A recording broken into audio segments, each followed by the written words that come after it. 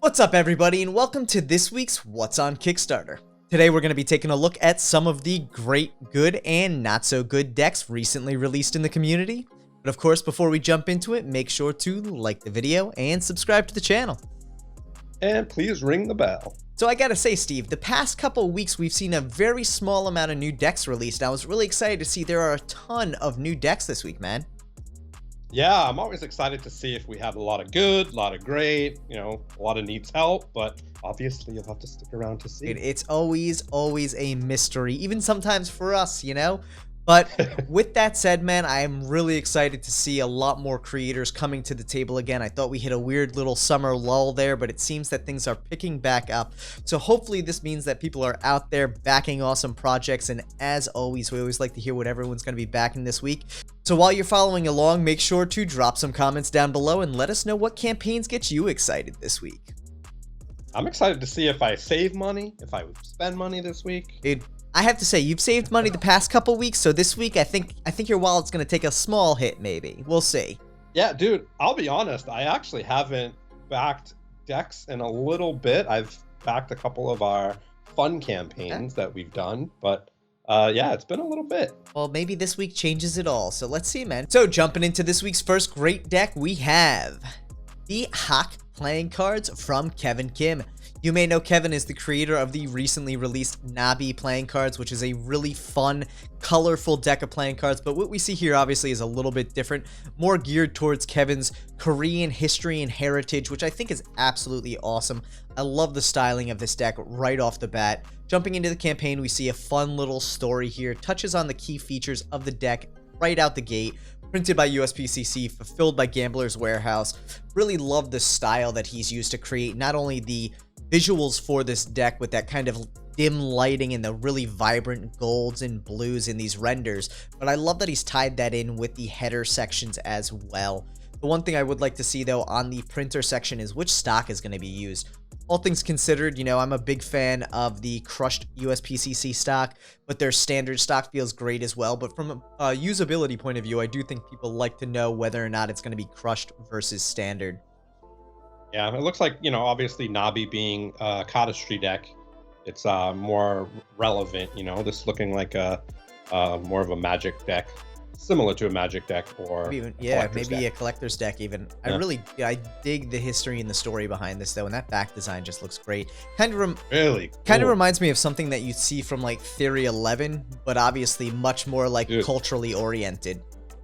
I totally agree. I was actually going to say something with that Ace of Spades. It definitely looks like a Theory 11 Ace of Spades, like a Monarchs right there. And already winning my heart over here, Kevin, with these full-size central pips on the aces there. Can't go wrong there. So we can see a really good visual across all of the cards, some really nice custom pips and indices on these decks, and then some really cool quartz as well.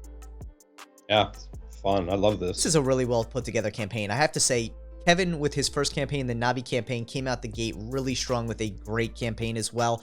So it's no surprise that he carried that over into his second, but it's always exciting to see creators who just put so much thought and effort and energy into these campaigns, because that just means they're putting just as much energy and effort into the deck itself. Yeah, cool box right there. It looks kind of like a cigar box. Really cool. Yeah, nice little stretch goal magnetic latch brick box. So this thing is going to hold 12 decks and have one of those nice like magnetic lips on it. Always nice to see, keeps your deck secure there. Some inside tuck printing at 150%, and it looks like little cranes there, which is really cool. Very fun. Dude, I love this deck. This is beautiful. It really is. I gotta say, man, and look at that. Gold Gilded deck will be released when 200% of the campaign is met. The one thing I will say there, Kevin, always make sure to double check on your campaign, because you have it listed as 180% here, but the text says 200. So my guess would be sometime in planning, things went a little bit different. You either raised or lowered the number. And honestly, this happens with all campaigns. So it's always important, though, to have a second set of eyes or a third set of eyes or a fourth set of eyes really run through your campaign to make sure all of those things line up, because it's easy to miss something as small as those two numbers there. And thankfully, it's also easy to fix. And touches on who's going to be printing and fulfilling, which I like. Never hurts to repeat the valuable information of these campaigns. And the one thing I will say that Steve and I noticed with this, it appears that Kickstarter has removed their risks and challenges section. Whether that's a temporary thing, a bug in a new release, or if that's a go forward kind of idea, it's really interesting to see, because I think one of the biggest things about crowdfunding campaigns is the transparency. And to me, risks and challenges are super important. So I'd be curious to see if this is a lasting change or if it's more so of a bug, especially because Kickstarter is also such a big proponent of being upfront about your risks and challenges. Yeah, it's interesting. It's funny when it was missing. I'm like, uh-oh. You never know what's happening there, and thankfully it may just be a temporary thing, but we'll have to wait and see here. Yeah, what's the price coming in at $19 a deck, man. I have to say, for such an ornate deck and with such great stretch goals, that is a really solid price point. Dude, I hate to tell you, but I think this deck's dope. No guarantees yet. You'll have to stick around, but it sounds like Steve's already getting ready to spend some money. Well, we'll see. We'll see about that. You know how absolutely. You can always change your mind. So, and honestly, the other thing with this too, $10,000 goal, really reasonable goal on this one. It's funny because I think a lot of people like to gravitate towards round numbers, 10,000, 12,000, 8,000, 4,000. They like those zeros on the end. Obviously, for anyone who's getting into this, your number may end up being $9,634 is your budget, and obviously, it just makes it a little bit easier to roll it up to 10,000. But it is really important to make sure that you are overshooting that goal a little bit for yourself, just so that you're not losing money on these. So excellent job there, Kevin, as well.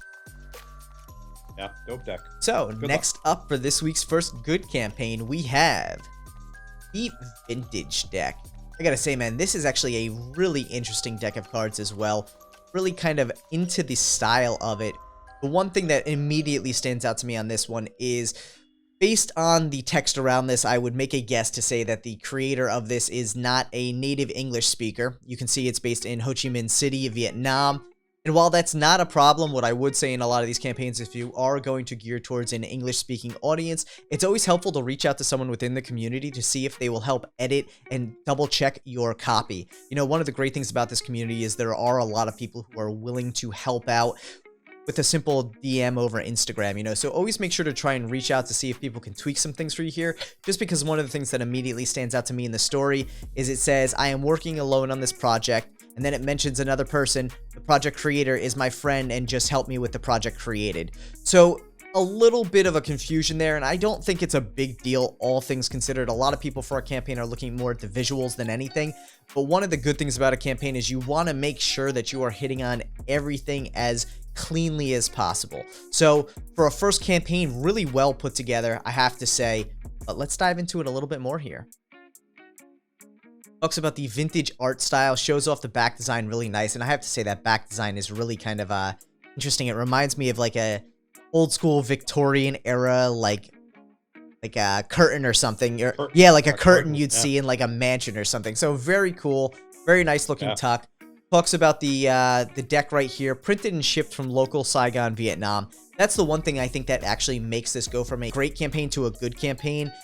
We don't know who's actually going to be printing and fulfilling, and while it's really awesome to see people using local print shops and local fulfillment services, even if you're shipping yourself, it really is important not only to let people know who it's going to be, even if they don't know who it is, but it also helps promote the printers themselves, and that's something we always like to see, is that shared promotion across the community. So shout out your printer, even if it's USPCC, even if it's someone no one's ever heard of. It never hurts. A lot of times the people in this community will go the extra mile and research into a printer based on what they see here if they don't know who they are. The other thing with this, I have to say, the images really look great. This campaign is really well put together. I would have probably broken the text up a little bit more through some of these images to help break up the scrolling aspect of it, make it flow a little bit better from the story point of view. But all things considered, really nicely done, really beautiful design here. Yeah, super detailed. Yeah. I think the other thing with this one too that really gets me is being an unknown printer and talking about the fact that the front of the cards are going to be foiled. That as an initial backer would make me a little bit leery just because you don't know how the cards are going to handle, and foil can definitely impact the handling of cards for newer printers for playing cards. So being able to mention who the printer is here would also help with that, because someone may be able to see what other decks they've printed in the past, or even potentially get samples of their foil work depending on how, you know, curious someone was about this. That render there, though, that animation is beautiful. It's a cool back design. I dig it with that black gilding.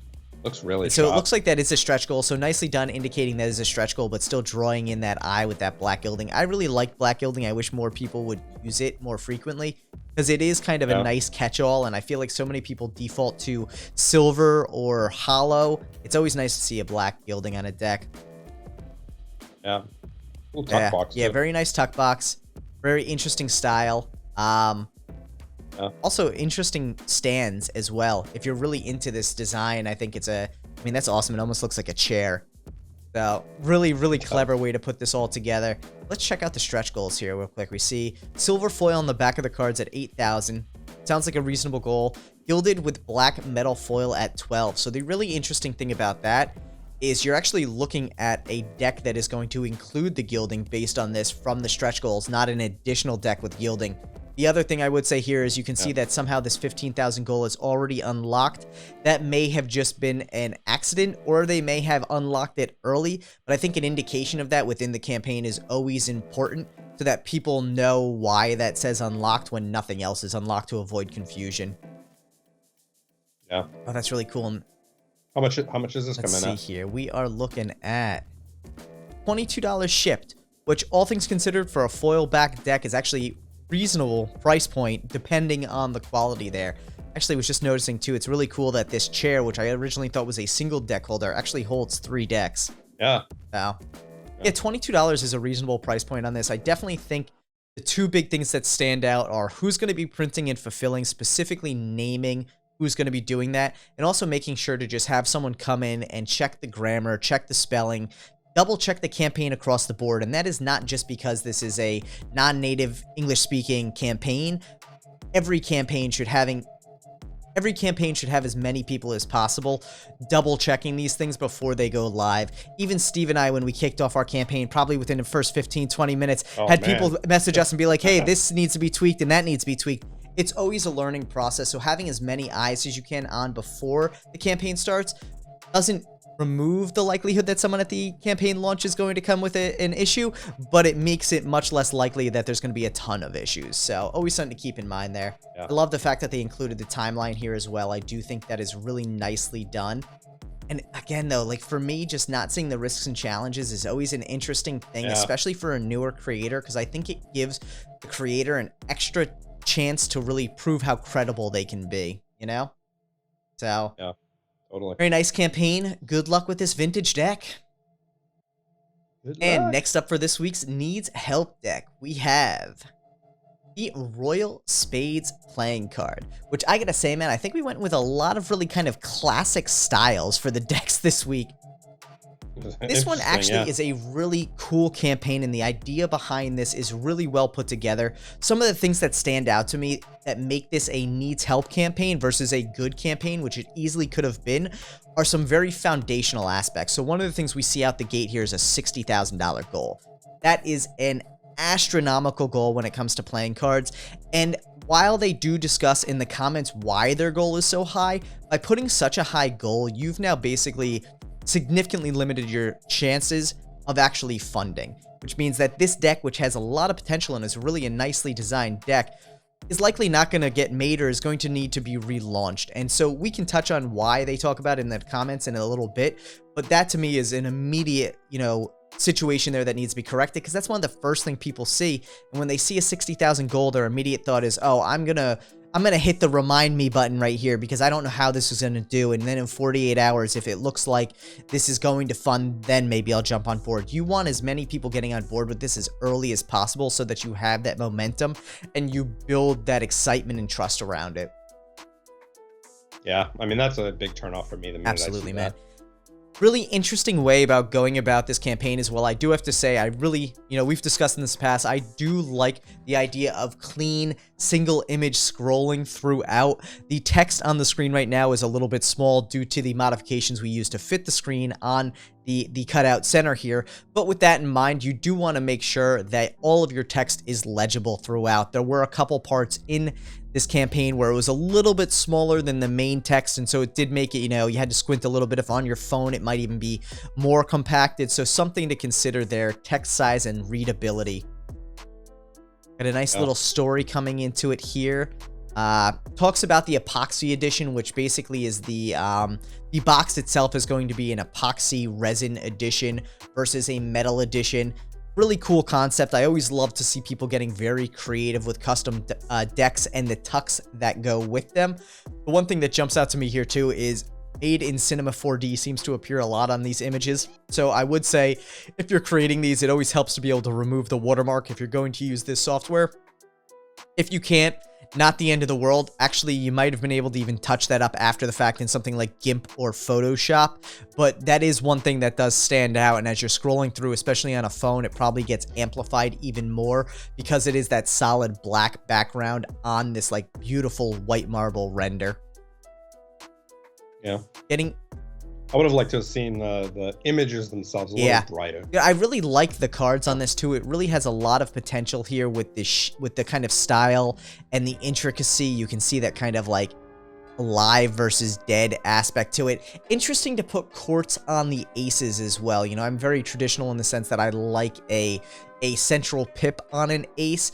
To me, this kind of gets a little bit confusing between like, is this a king versus, the actual king here. So if someone's looking at the imagery for easy indication of the card, that does impact the usability a little bit, but also I don't necessarily think this is a deck much concerned with usability. Right, yeah. I mean, they're all the same color. They don't have a red suit or a black suit, so you're probably not going to I do dig the custom pips on all of the cards as well. They've got some nice artwork and custom styling to it. We get into some really, clever add-ons. The one thing I will say that stands out to me too is the add-on here to purchase our add-ons. Click on this image and go to our website. I think it's really important in a campaign to make sure that you're making your campaign as sticky as possible, which means that you don't want people leaving your campaign to go somewhere else, because then the likelihood of them coming back, no matter how interested they are, is significantly decreased. So you want to make sure that you're keeping people on here as much as possible. One of the things that is a downside to that is doing add-ons in Kickstarter also gets that, 8 to 10% fee that Kickstarter takes. So you do lose a little bit on the add-on side, but I also don't know how much you're actually gaining by having people go off-site as a first-time creator. So something to consider, and I'd actually be interested to see one way versus the other, but it is an idea to consider while you're creating your campaign, keeping people on the campaign as long as possible. Yeah, I mean, they want, I mean, I know myself, and I'm sure you are the same way, you want to stay in one area to purchase whatever it is you want from this particular campaign. You don't want to like go to all these different websites. Absolutely. The other thing that stands out to me on this one too, and I'm glad to see they have some really interesting stretch goals here. While stretch goals are always, I think, important to help drive momentum behind the campaign, it's also important to have descriptions of what those stretch goals are going to be. So, we see some things here like $120,000 masks and props, 130 poker set. It's a little self-explanatory, and that's fine. 150 gold chest, video game at 200,000, short film at 300,000. If you're really trying to use these as momentum tactics to help people continue to want to back the campaign, you need to be putting little blurbs there talking about your idea for a video game and your idea for a short film. Is it a cell phone app that's a little bit of a point-and-click RPG, or is it something related to cards, or is it something altogether different based on the brand itself? So I think it's really important with your stretch goals not only to have them, but when you're going to use stretch goals that are a little bit more vague, you really want to describe what it entails. Yeah. And be a little more accurate with the numbers. Yeah, because I think these feel very round and ballpark, and it very well may be that, it's going to cost an extra, $70,000 to make a poker set, but that seems a little excessive. So, yeah. And you got to look at it this way. It's a collector's deck. Nobody's going to play poker with this. Yeah. Printed by USPCC, which I think is great. Glad to see they hit on the printer there. I would like to see the fulfillment section about this as well. Who is going to be shipping these cards out? It's always important to know. You know, again, depending on where someone's shipping out of, have you considered European fulfillment versus US fulfillment? Are people going to have to worry about customs or, you know, large shipping costs? Things along those lines. Always helpful to point out based on who's going to be fulfilling the campaign there. Nice little About Us section and the links to the socials here. The other thing I would say is because you can update a campaign throughout, I probably would have left this update section out until you were actually ready to launch your first update. It does appear that an update is on the updates page here, and we'll swing over here to take a look. But with that in mind, like, yeah, these are like not really campaign updates necessarily here, like added close-up of cards, added social media links. Those are things that's kind of more a to-do list of behind the scenes. You could probably leave those off.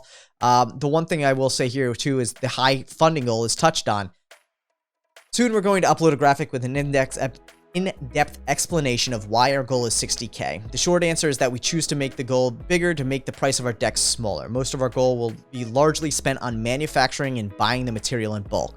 So they do touch on in the comments that the fact that they're going to actually be buying equipment with the $60,000 to create the tuck box. Personally, you're trying to fund a deck of cards, not fund a development studio.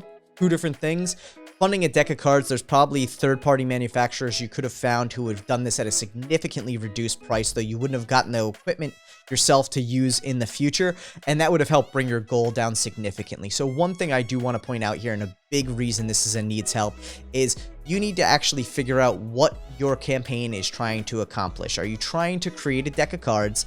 And if that's the case, don't worry about buying a resin printer and a CNC machine and all these things you need to create the extra tuck boxes. Worry about creating the deck of cards. Put out your first version as a standard tuck box with some embossing and some foil. And if you really want to do it, use stretch goals to say, we're going to end up creating an epoxy one. And to do that, we need to get a 3D printer, and this is the cost for it. And this is a stretch goal here. You really could have reduced your goal probably to $10,000, which would have gotten very close to already funding with 24 days to go, versus this $60,000, which means you're not even a sixth of the way to funding your campaign. And in reality, that $60,000 is in order to get equipment, which will be used for, yes, this campaign, but also future campaigns. It's a very fine line to walk there, but I think it's very important for all campaigns to remember what your specific goal is. Is your goal to start a development studio? Start a campaign to start a development studio? Is your goal to create a deck of cards? Then set a goal to create a deck of cards. Two very different things. Yeah. Well, good luck. And for another great campaign this week, we have the Rattler Gorge playing cards from the Card Guy. If you don't know Tim, you're definitely missing out. While you're at it, go check out his YouTube channel. Link that thing down in the description below. Absolutely love Tim. Great to see this campaign kicking off.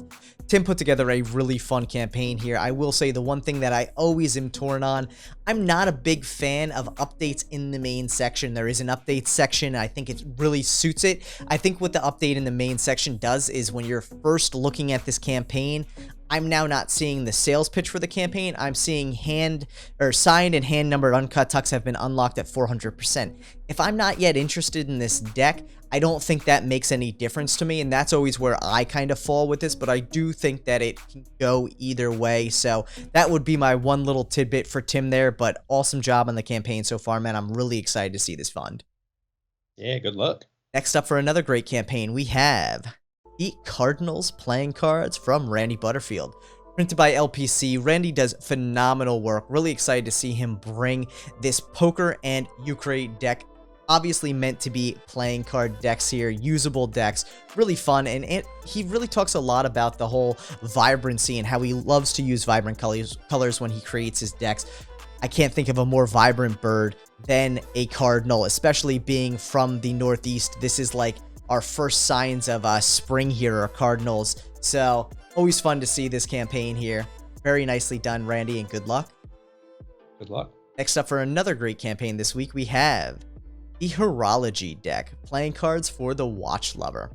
Really interesting campaign here. I have to say, one thing that really stood out to me on this one, using an unknown fulfillment company, which I think is awesome because it's really important that people realize you don't always just need to use Gamblers or Murphy's or Art of Play or the known fulfillment companies. There are thousands of fulfillment companies across the world, all of which are great at shipping logistics. Some may be more expensive than the known ones in the community because they're not really built specifically for shipping cards, but that price point is going to be minimal. And if you find a local fulfillment company that makes you comfortable and you like to work with, absolutely go with them. So really excited to see that there. Yeah, good luck. And for another good campaign this week, we have the Protected Pack. I actually really dig the style of this deck. Very fun, natureful kind of feel to the whole campaign. It's interesting to me because the back design feels very woodsy, but then you flip it over and you got a parrot and a turtle there, so it also feels a little tropical, I guess. But really excited to see this campaign. Really nicely put together. The reason this is a good campaign is we want to know who's going to be fulfilling this. And I think the other thing that, you know, Steve kind of caught on this one was just the fact that it needs a little more images of the cards. Being such a very illustrative deck, it would be really nice to see the artwork itself instead of just this little blurb here. So one thing we always say, if your artwork isn't finalized, it's always okay to hold off till all of your artwork is done or the majority of your artwork is done to launch a campaign. While there are times of the year that are better for launching campaigns than others, in the scheme of things, if you have a deck that's going to fund, it's going to fund no matter the time other than maybe like the week of Christmas. So good luck. Yeah. And for another good campaign this week, we have the Babylon playing cards. This is the first cardistry deck we've seen in a while, and I'm really excited to see it. The whole concept behind this being that, you know, we are all come from one spoken language and have split out into this whole kind of multiple languages across the world is a really kind of unifying concept behind it, and being cardistry is such a unified movement. I'm really excited to see this deck. Yeah. Cool. One thing I think that would be really helpful with this campaign is just a little bit more of a story behind it and a little more spacing between some of these pictures to break up the scrollability with it. We do see that's going to be printed by USPCC and fulfilled by Art of Play. Really great early bird price on this one as well, coming in around that $21 mark, which is really the norm price point at this. So very, very nice put together campaign. Good luck. And another good campaign this week, we have the Aqua Falcon playing cards. Honestly, I have to say, love Rick Smith Jr., love the stuff he does. His card throwing tutorials are mind-blowing, but for a DeVoe campaign, we'll give the same feedback we always do. It's about the cards. Always remember it's about the cards. I think it's great that there's a brand behind Handlords, but Handlords has established its brand. Make sure you're getting people into the idea of throwing cards. Touches on all the major points here, but another one that I always kind of point out here, a little more text between the images because it's so easy to just scroll through and scroll through. If you're going to put the time into writing all this text, you want people to read it. But beautifully designed deck, obviously a very talented artist, and again, Rick Smith Jr. being a Guinness World Record holder for card throwing. No doubt this is a fun campaign, so good luck. And for another Needs Help campaign this week, we have the King's Choice playing cards. I have to say, man, the story behind this one is really interesting. Definitely a magic-oriented deck, but the one thing that stands out to me is, this looks like a black deck, but the comment here says the black deck will be launched on a future Kickstarter. So what deck are we looking at here? Is this pictures of a different deck? This is supposed to be, I think, for the white version of this deck, but I can't tell if this is a white back design with black accents or a black back design with white accents, so there is a little confusion there. One thing to keep in mind, maybe it's better to show a picture of the alternative black back design so people know which deck you're working with here. It's always important to avoid any confusion as to what people are going to be getting when they back a campaign. With that said, again, add a little more text behind this. It needs, honestly, more pictures, more text. Just put more thought and energy into this. It's a little bit bare bones, but a good start for a first-time creator. Good luck. And for another Needs Help campaign this week, we have the Alliance's Linen Air Kingdoms of Erden playing cards. Honestly, we touched on this campaign 2 weeks ago as a good campaign, and I will tell you the quality of the campaign itself has not changed from a good campaign. The reason this is a Needs Help campaign, and this is something that we clearly see Tim do all the time now with 36 created decks, we go into his previous campaign, and he mentions that the reason it was canceled is because he wasn't getting enough momentum for the campaign. I'll be very honest with you, if your campaign is not getting enough momentum, it is not because of the time you launched it or the way you launched it, it's because of the deck and the campaign itself. So relaunching the same campaign is not going to get you any better momentum, or if it does, it's going to be marginal momentum. So a lot of times when these things happen, we highly recommend taking the deck back to the drawing board and considering how to make it more appealing to the masses, because that way you're actually going to have a highly successful campaign instead of a campaign that's just going to slightly make it past. And we see this with almost every one of his campaigns. They're launched, canceled, launched, canceled, launched, canceled, succeeds, launched, canceled, succeeds. It's not a good habit to get into. Think about why it's not succeeding the first time before you bring it back to the table. Well, good luck, Tim. And for another Needs Help campaign this week, we have the Pocket Power Playing Card Deck and Handheld Gaming Legend. That is a hell of a title. I would almost cut that down to Pocket Power Playing Card Deck, remove the X Handheld Gaming Legend, put that in the subtitle, and make that a little bit cleaner there. But all things considered, really fun deck for anyone who's a big fan of the Game Boy series. Very cool, has an 8-bit feel to it. The one thing that stands out to us is why this really needs help. There's just not much in the way of discussion. There is no printer information, no fulfillment information, very minimal images across the board, and the images are actually pretty hard to see. So for a very visually oriented product, you want to make sure that people can easily see this artwork there. I think this actually has an awesome nostalgia basis by it, so using that to help drive momentum behind this campaign is key, but you need to show people the artwork. Yeah, good luck. And for another Needs Help campaign this week, we have the Egyptian playing cards. I'm dropping it real quick. This is a big ol' beware on this campaign. This is another potential account from a multiple creator who now has, I believe, anywhere from 4 to 5 decks outstanding, based out of Copenhagen, Denmark. This creator basically creates campaigns that all look the same under different or similar variations of a name. The thing is, there are 5 decks outstanding over the past 2 months. None of them have been fulfilled yet. There are 0 updates, very minimal comments. Even when a campaign funds, the creator is not even dropping an update. This is a huge red flag that this is likely a scam campaign. And honestly, I hope the 37 backers on this and the multitudes of backers who have backed the other campaigns do receive their decks, but if not, please make sure you are being very aware of a creator's history of similarities between campaigns based out of the same region or using the similar artwork. You can tell very often the style of a campaign and its underlying creator, and that's what we use in this scenario to find the creator here. It's very similar artwork, it's very similar build out, what to expect from the deck, very similar language throughout the entire campaign. This is likely the same creator as the Luna deck, which came out not too long ago, which has yet to fulfill, has 0 updates on it, and is likely going to flop or not fulfill. We hope to be proven wrong on this, but we want to let everyone know, please beware when considering backing this campaign.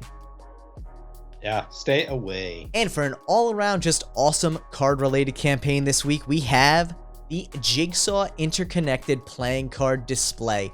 This is a really dope concept for a wall-hanging display for your playing cards. I think everyone's always looking for a way to customize a really cool display. This, if you're into building kind of a Lego-esque look to your display, is absolutely a way to go. I personally like a very clean-looking display, hence the bookshelf behind me, but if you're looking for something where you can get a lot of modular pieces and build your own shapes, whether it be some sort of interesting pyramid or a circle or a square or whatever it may be, these interconnected pieces look like they're actually a really fun way to customize the way your playing card collection looks. Yeah, fun. Dude, all things considered, what are you looking at here? 3 pieces for 30 bucks, so about $10 a piece. Not exactly the cheapest option out there, but hands down in the realm. You know, we easily see displays that run in the hundreds of dollars. So this, if you're looking for something quick and easy to hang on your wall, is a great way to go. And it looks like over the course of it, the pieces actually get less expensive the more you order. So if you're looking to get a really large one out there, put together some huge, you know, interconnected display, buy a ton and it'll save you some cost. And honestly, this one coming from Purely Idea is the name of the company.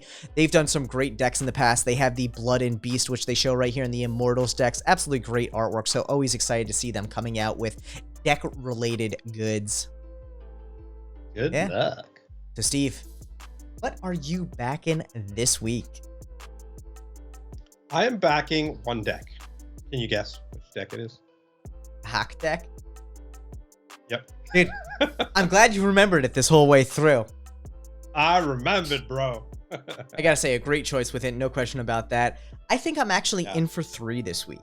I really dig the Hack deck. I love Kevin Kim's work. He did a great job with the Nabi deck.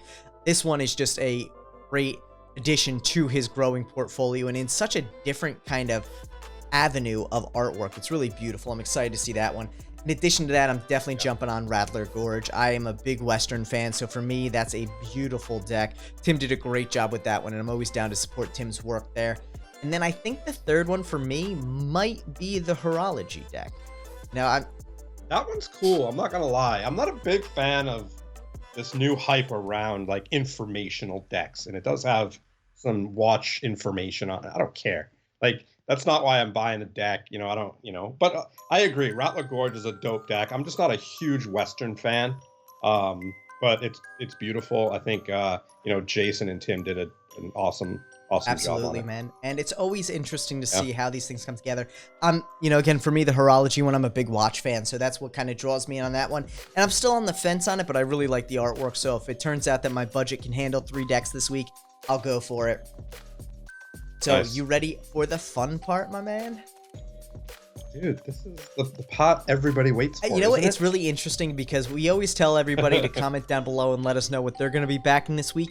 And the amount of people who are now starting to comment non-playing card campaigns has me excited. Kickstarter is this world of all of these great ideas and entrepreneurial spirit, and people want to fund movies and books and bowls and all this weird stuff. Magnetic flashlights. And yeah. lights. Jeez, And if lights. Steve had his way, his house would be full of nothing but lights. But with that in mind, I love to see what everyone out there is backing. So for everyone who's watching, make sure to drop a comment down below. Let us know what campaigns you're backing this week, whether they're playing card related, lamp related, everything under the sun. We always love to hear it. Ready for the fun stuff this week, man? All right. Do it. First up for my fun campaign this week, we have the Out of This World automatic watch made from Meteorite. Speaking of Again, watches, you know, it ties in. I am a big watch person. I do love watches. I'm also a big fan of just checking out how the whole science of horology works and how watches are made. It's so intricate. I can't even imagine how hard it is to work with such tiny pieces. I'm sure you got to use a lot of different sets of tweezers and everything. But the idea of bringing something like Meteorite, bringing something from space to Earth and putting it on your wrist is just such a cool idea. I really dug this watch. All things considered, you know, watches are a very personal thing, so some people may love this idea, some people may hate it. That's perfectly fine. I think watches are very similar to cards, where there's probably a watch for everybody, just like there's a deck of cards for everybody. But this one really stood out to me because of just the style and the whole aspect of it being an automatic watch. I love, you know, I think everyone gets into the idea of watches with a battery-operated watch, whether it was a Swatch or a Timex or a Fossil or whatever. But that next step is always finding a nice entry-level automatic watch. And to say something like this could be your first automatic watch is a really cool idea. And I think at a price point where we're looking at an early bird of $249, definitely not a bad deal there. Yeah, no, I mean, it's funny because when I look at it and look at that natural one, it looks like stone. I feel like it's like a 6-pound watch. It looks like it would be heavy. And the great thing about it being a watch face, it's probably, you know, a millimeter thin. Yeah. But it just looks so good. It good. just looks like It's such a good looking watch. Yeah. So this one for me was a no-brainer to get excited about. I have never heard of this company. You know, they may be new to the game, but with that in mind, this watch just looks sick. And I love when you have different colored illumination on the hands versus the indicators. It always looks fun. So really nicely put together, really exciting looking watch. Those back designs are just, the internal movements are just beautiful. The back design, that's nice. Yeah, the design of the back of the case, the internal movements are just beautifully put together. So, yeah, no, for sure. I think it's definitely a watch that you know I would rock. It's funky. Watches, you can never have too many watches, and honestly, I think everyone at some point should have a watch. I know there's a lot of people out there who will tell you that, oh, you have a watch in your pocket all the time with your phone, but having something, I'm one of those. Having something on your wrist just feels different sometimes. It feels nice. It's a little added bit of class. Anytime you got to throw on a suit, you throw on a watch, and it feels to finish it, you know? So, I gotcha. Beautiful watch, though. kind of looks like a fossil watch. You know what? I mean, all watches, in a very broad sense, look similar, you know? So, Yeah. But instead, it's a space fossil. So there you go. And for... Made out of 6 pounds of lead. And for another fun campaign this week, we have the Dicebound Volume 2 Sharp Edge and Classic RPG Dice. Listen, I'll be a quick one on this one. Everybody knows what dice look like, but these things just caught my eye. They are so iridescent.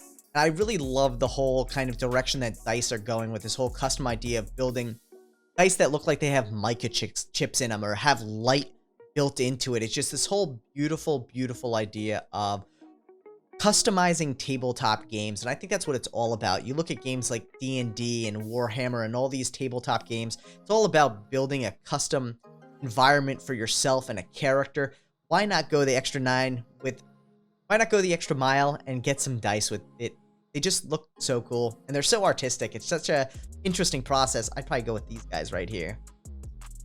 That's cool. They look like slime. I know, that's what I love about them. They just look so sick.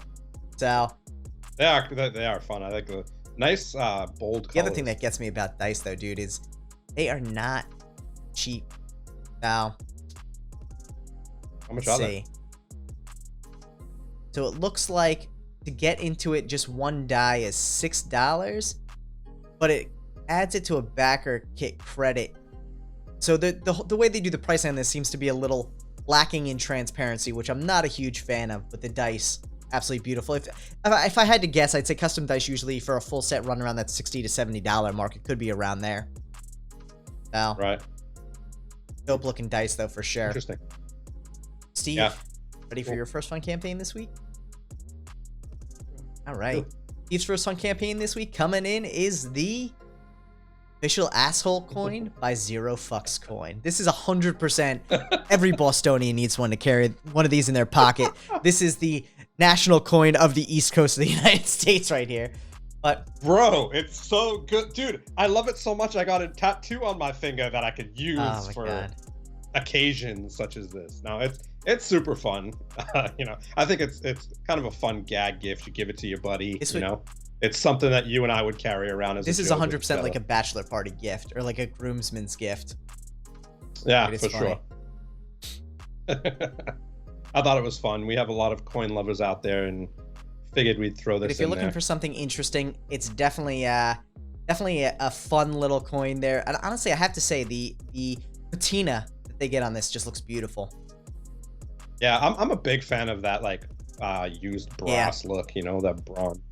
Yeah, really cool. I think it's that overall worn feel. You know, how much do these come in at? Coming in at $23. Yeah, a little bit of a pricey coin, all things considered. But if you love it, you love it, and might as well get it, right? It's expensive to call someone an asshole. I feel like it's expensive to call yourself an asshole. That's what it's really coming across as. But that's true. Yeah, dude, 676 backers. There's 676 people that want to call their friends assholes. Hey, whatever works. You know, we're not here to judge. And for another fun. I mean, we are, but. And for another fun campaign this week, we have the No Batteries, a solar-powered aroma diffuser for your car. This is 100% your campaign. 100%. I'm going to start with this, though. I would never put this in my car. I would put it on, like, my windowsill or something like that, like in my office or something. You know, I don't want to spill anything in my car or whatever, but this is so cool, dude. I love it. It's interesting, that's for sure. I like the spinning more than anything, to be honest. Yeah, it's just tranquil, and you know me, I'm all about the tranquil vibes. Man. You can put incense in there. It's just so cool, dude. It washes out super easy. I just can't imagine being in such an enclosed space like your car that everything diffusing out of it. Like your car would have like a coat of like oil across the whole thing very quickly. I could see it definitely. Yeah, I wouldn't do it. At home or at the office seems like the better use for me. But it is cool that, you know, there's such a demand for this that people want to get on board with an oil diffuser.